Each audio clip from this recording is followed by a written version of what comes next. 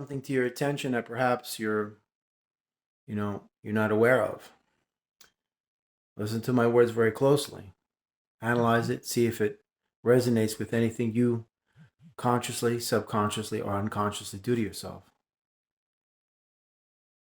Recognize that you have been programmed for failure by laughing at the notion of your own success.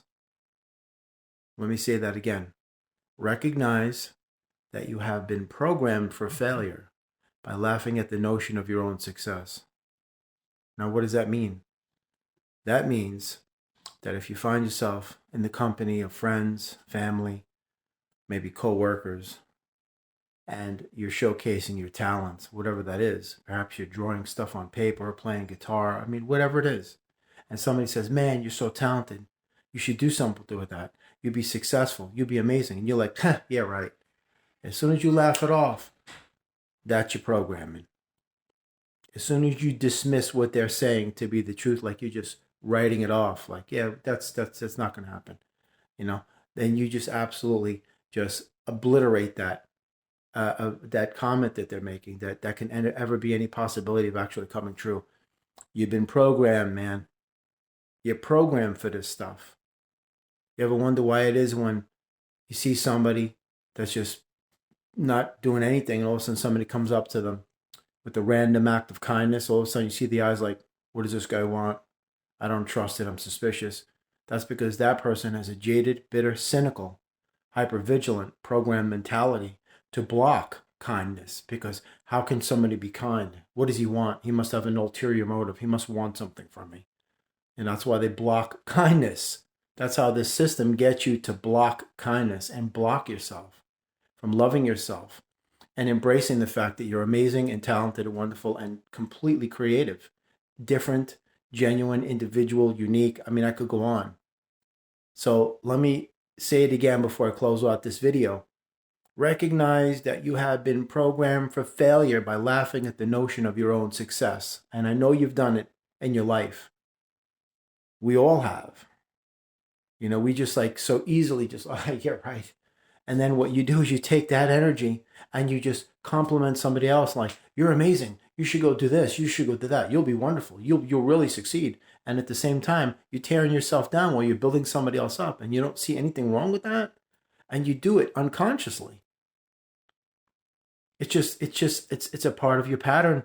It's a part of your programming. You got to get with it, man. You got to see what they've done to you. You were in an indoctrination camp, like a cult, same paradigm. That's what this is. That's why they say culture, cult, your, culture. Those are two separate words, by the way. Culture. But you just take it as, oh, this is the culture of things, No, man, that's subliminal programming, man. That's subconscious, unconscious, and conscious programming. They're programming you every which way but loose. To just knock yourself out of the game even before you jump in. It's you gotta understand how it works. It's psychological. There's a famous boxer who was the world heavyweight champion many years back, and it was a famous bodybuilder from Australia. Oh, excuse me, Austria. Austria, or I think it's Austria, right? You know who he is. Became a famous movie star. He's still alive, but the boxer isn't. He passed away. But anyway, what those two guys had in common was that they were very insecure about themselves, but they were very conniving, And what they would do is they would go into the dressing room of their opponent and they'd psych him out. They'd psych him out before they got in the building. Anywhere you see him, he was psyching him out. Oh, this ain't your year. You already lost. You don't look that good. The bodybuilder would do it. There's a movie called Pumping Iron. Go watch it. You can see that this bodybuilder is sitting at the table with Lou Ferrigno. Now, Lou Ferrigno's clearly in better shape, absolutely. But this bodybuilder, he's like, oh, you don't look so good, Lou. And Lou he took it personal, and he lost.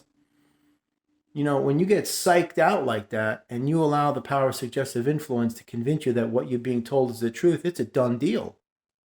It's a done deal. And then I've said it before, you assimilate that energy, you start propagating it, you project it. I'm only using the head because, it's not anything to do with this, but just as an example. You assimilate it, You propagate it, means you amplify it, you project it, you send it out, it comes back as these series of experiences, and you're like, see, this validates what I thought to be the truth. And down you go. You know, you just gotta be real cognizant of this stuff. It happens on such imperceivable increments, man. These are imperceivable that they've done these things to you. You don't even realize it's being done. To you, this is just normal. So check it out. Next time you showcase your talents and somebody compliments you, what's your first inclination? Is it to say thank you? I'm going to do something about it. I know I'm great. Thank you very much. Or is it go, yeah, right, whatever. That'll never happen. You know?